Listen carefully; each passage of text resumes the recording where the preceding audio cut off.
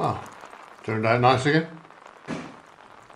Hi everybody, welcome to another wet edition of Parkinson's Walks. As you can see, weather's turned against us. So I can't remember the last dry day we had around here, to be honest. It's a while ago, and there's nothing in the forecast that I can see, which is messing with my filming schedule, as you can probably imagine, but then it is with everybody else's. So there you go. Now if you've switched on or pressed the thumbnail to see the Garden of Wales, just fast forward 20 minutes or so and you'll get to that, but then you're going to miss all these lovely comments. So why not stick with us for a bit? Go on, give it a go. Right, now let's get this underway, and we start with Simon, the hairy golfer, who says, thank you for such a pleasant walk this morning. You show me things on my doorstep I never knew existed. Ah, good. But then Simon goes on to say, I had my first ever golf charity day yesterday through my YouTube channel. Well done you, Simon. He said we had 44 golfers from age 15 to 83. And the 83-year-old got into the prizes. Well done him. Or her, I suppose, careful. And Simon says we raised £900 for a bowel cancer charity. Well, that's superb. Well done you, Simon. Well done, mate. Right, our last film, tacked on the end of the last vlog, if you remember, was a trip round Cirencester, Cotswold town of Cirencester. Malcolm Richardson says, what a gem Cirencester is, with its wealth of architectural styles, a maze of streets and alleyways, leading us off its grand market square, dominated by that magnificent parish church. Yeah, beautiful, isn't it? Yeah, I think quite a few people were a little bit surprised by Cirencester, as we will see. Jim Nichols. A very interesting walk, he says, with comment by an eminent and well-informed historian. I don't think so. Who no doubt had to be well rewarded for his work. Yeah, I wish. He says, living here in New Zealand, I miss all the history which I used to take for granted. My old school in Sussex was founded in 1614, in a building that was already old at the time. It's now a listed building, so fortunately will remain for a good while longer. I couldn't resist the temptation. I had to comment back, I take it there's no truth in the rumour that you were there when they laid the foundation stone in your old school, Jim. Jim replied, some days it feels like it. Good on you, Jim. James, all the way from Canada. James, who of course looks after our channel mascot, Sumac. Morning, Sumac. And they both live together in Toronto. He says, when I was teaching in Cheltenham, because James, if you don't know, is a teacher, and he spent some time over here doing some teaching. He said, I like to visit towns and villages on the weekend. I was at a loss as how to pronounce Cirencester, but one day in a class a student mentioned that he lived in Ciren. I said, where? He repeated Cirencester, and there I had it. No need to reveal my ignorance. It didn't go down so well for Bicester though. No, it's not Bicester, it's Bicester. All right, James, you nearly got there, mate. Ron then from Abandoned Railways, who says, Ron always reads through the comments, and he says, brilliant matters arising with all the in-house comedians on top form.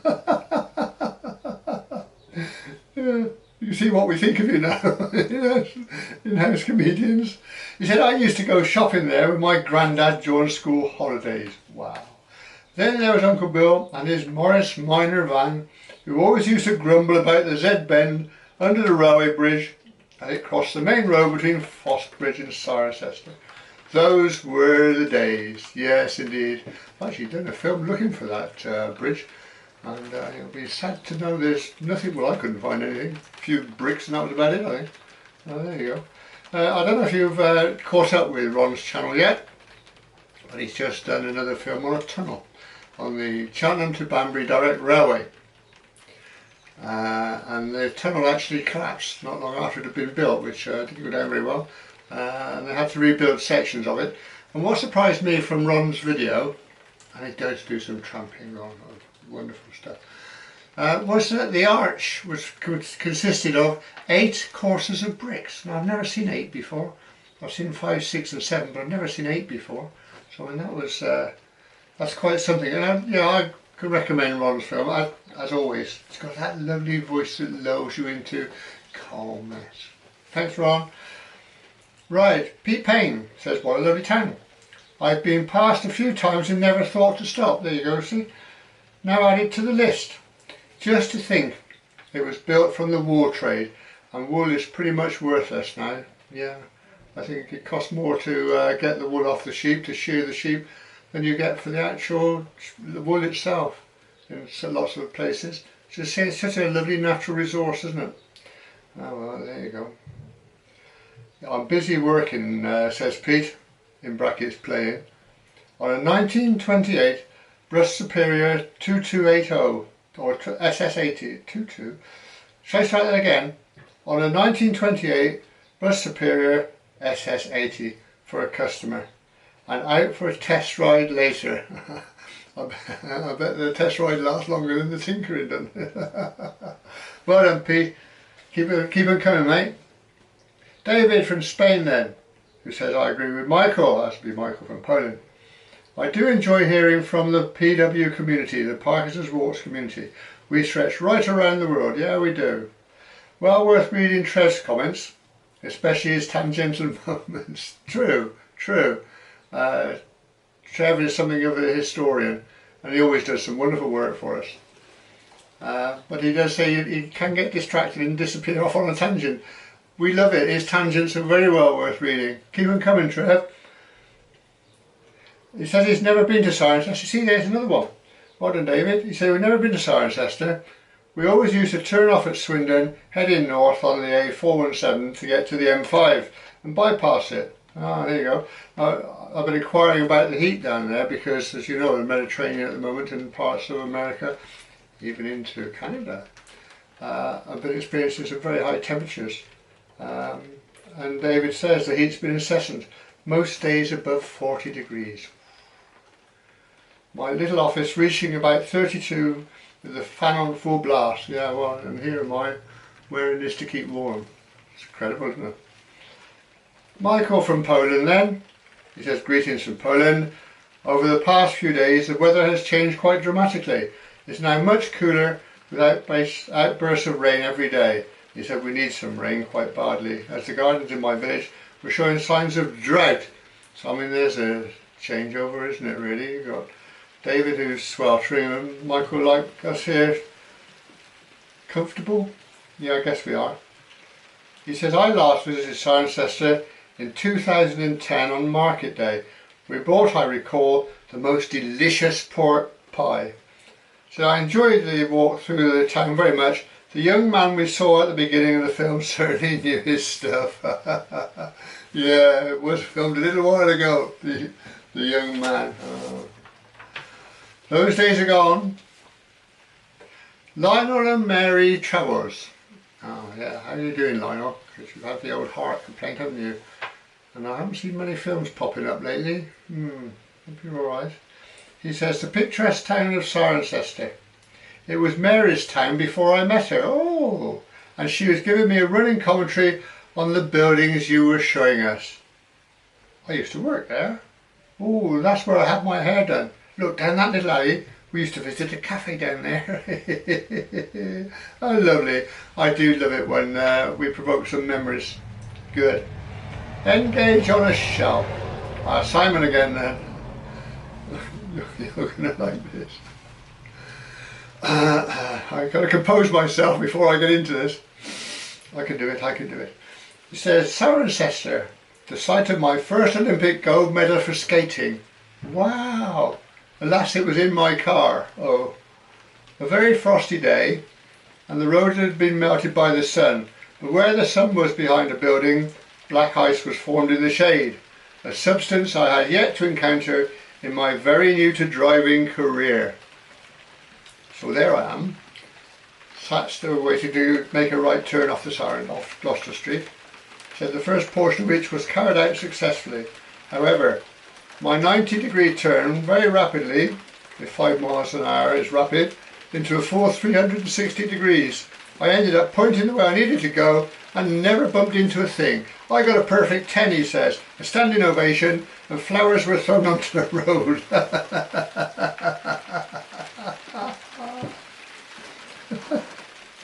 He says, fortunately that was the end of my skating career. Well done, Simon. Ah dear. Gather myself now to get on with the rest of it. Right, the film. Last week's film then was down in the forest of the River Wye, the railway bridge across there leading to a tunnel. Seemed to get us all going. West Country wanderings are Paul. Says my memory of Welsh Bicknor, because that's the area that we were in. My memory of Welsh Bicknor is stopping at the youth hostel there en route to Ludlow. It was a memorable trip for another reason though. While I was exploring the garden I fell into the River Wye. How'd you do that? What have you been doing? Oh, looking at the garden. Dripping wet. Well done, Paul. Morris Mannion. What a lovely old bridge and tunnel hidden away in the woods. Yeah. I'm just back from a trip to Scotland. I spent the morning travelling over the Forth Bridge. I even took a boat trip under the bridge. An absolutely stunning structure and well worth a trip to Scotland. In fact, it was the highlight of the trip for me. Brilliant. I'm not the only one that likes these engineering marvels then. That's good. Wonderful, Morris. Wonderful. I'd have been right there with you. Paul Boyle. He says the whole area is superb. I can feel another stay at Speech House Hotel coming on. Yeah, well done, get down, have a look. Michael from Poland spent his honeymoon, first couple of days of his honeymoon at Speech House Hotel. Yeah, all local stuff. Sophie says the factory, that's that great big factory that we saw, was the Edison Swan Cable Works, completed in 1916. Crikey me, I mean it's massive, absolutely massive. And then our Trev pops up. Yet again he says, an area I know very well, being only a short drive from my home and a regular walking spot for me. Then Trev goes and describes the area, the railway, everything round and about it. Brilliant work. I said to Trevor, I thought that you could actually print that out and hand it out to tourists and the like, so they could see what was going on in the area and they get a really good feel for the history of things round and about. Brilliant work, Trev. Well worth the read, everybody. Get yourself over there if you haven't already. I know quite a few of you dive straight in there. Good stuff. Right, Malcolm Richardson. A superb essay in iron and stonework. What a lovely phrase that is. A superb essay in iron and stonework. Yeah, lovely. He says you can't see that bridge rusting away anytime soon. No, that's true. Manipulating those huge blocks and iron girders into position must have been a challenge. A pity the tunnel has collapsed because it would make a brilliant trail for walkers and cyclists, as in Tiddenham. Very true. Yeah, we always say, don't we, when you got those girders, those girders were substantial. And have you got a wooden A-frame or something just to support it, to swing it? Very, very, they knew what they were doing, hopefully. Well, they obviously did because it's still there. And David from Spain says the bridge girders seem really big. But then he said, I guess they'd need to be for the transport of minerals. Yeah, the mineral trains must have weighed a bit, mustn't they? That's true. Yeah. But you wonder how they calculated the sizes. Yeah, no CAD stuff there, was there?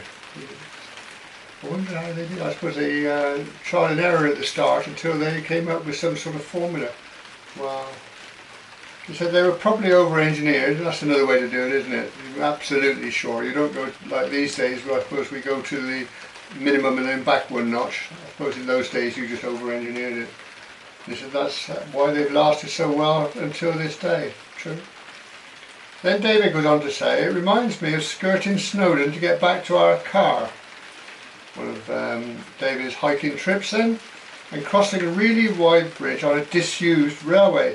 I'm pretty sure it must have been what is now the Welsh Highland Railway. I remember gaps between the sleepers and the chasm down below to the river. Not for me, I'd rather take the longer route, I think. Sounds dangerous. On a disused railway, I mean on a running railway, yeah, there'd be some form of maintenance, wouldn't there? But a disused one, just left there to slowly rot away. So you made it, David, you're still about. Rodney Masters. Rodney. Another outstanding PW production. It had everything. Bridge, tunnel, industry, World War II relic, water sports, even a jungle requiring a machete. Well, I'm glad you enjoyed it, Rodney. Got your money's worth.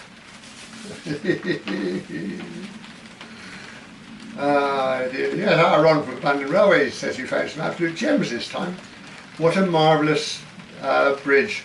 Lovely attention to detail and a very picturesque tunnel entrance. Surrounding woodland, all set against the backdrop of the River Wye. Yeah, had a lot going for it, didn't it, that area? Pete Payne, he says. A lovely place to go, and that is quite some bridge and a great tunnel entrance too. Now, I've got another interesting bike on the bench this week, a Vincent Black Shadow. Everybody raves about them, but I'm not impressed. Completely over-engineered for no real gain. Much prefer my 1949 Triumph. Whoa. Steady Pete, don't go getting the bikers all riled up. We don't want any trouble. Grumpy old man Jim. Brought him and Emily, just celebrated their 49th. He said, we enjoyed the walk through the countryside and the bridge. Hereabouts, we more mature folk, I think you mean old Jim, are afraid of the ticks when walking among the weeds. They brush against your legs. I hope the UK has spared these vermin. No, we're not. No, there's quite a few warnings out and about, especially if there's a field with animals in it. The ticks get onto the grass and then transfer themselves to you, and you have to be careful how you remove them, apparently. I won't go into details, but it's not very pleasant. Jim Nichols says, well done, Ron. The bridge was quite amazing, and I can see why you admired it so much.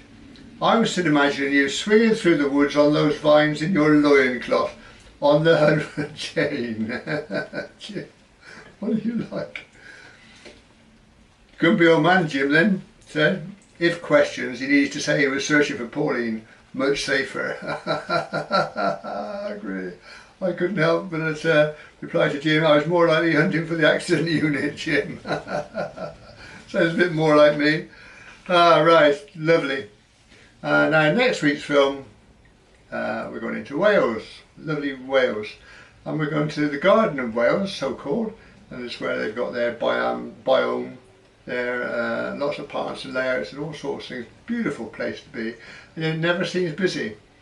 Whether it's the location, it's a bit far over, I don't know. It's easy to get to. You just jump onto the M4 heading west. When you get to the end of the M4, you carry on for a couple of miles, and there's a signpost, and there you are. So I don't quite know why it's not as popular. Anyway, so we'll be popping down there. It started off with an eclipse, that film, but I might have to chop that out a bit.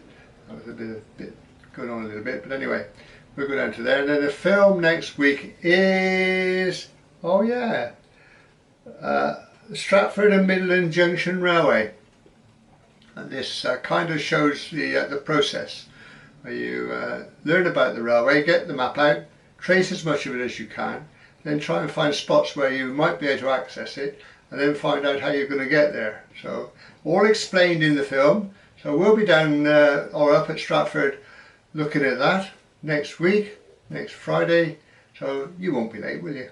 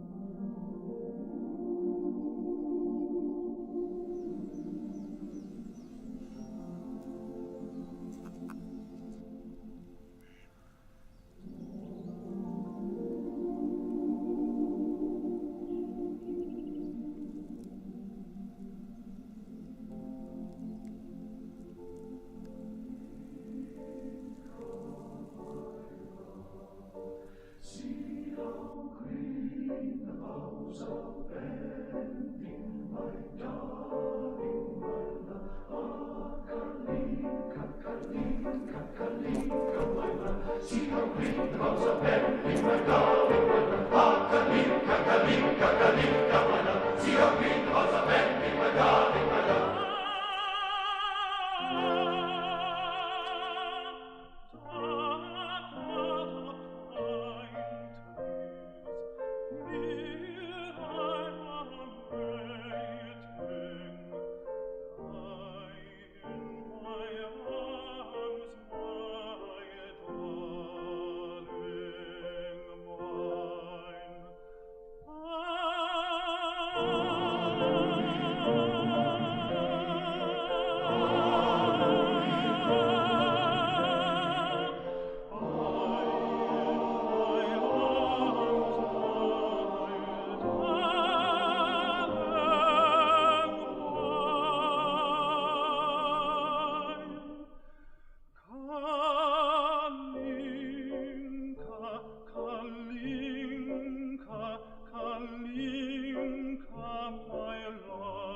See how green the boughs are bending, my darling, my love. Kalinka, Kalinka, Kalinka, my love. See how green the boughs are bending, my darling.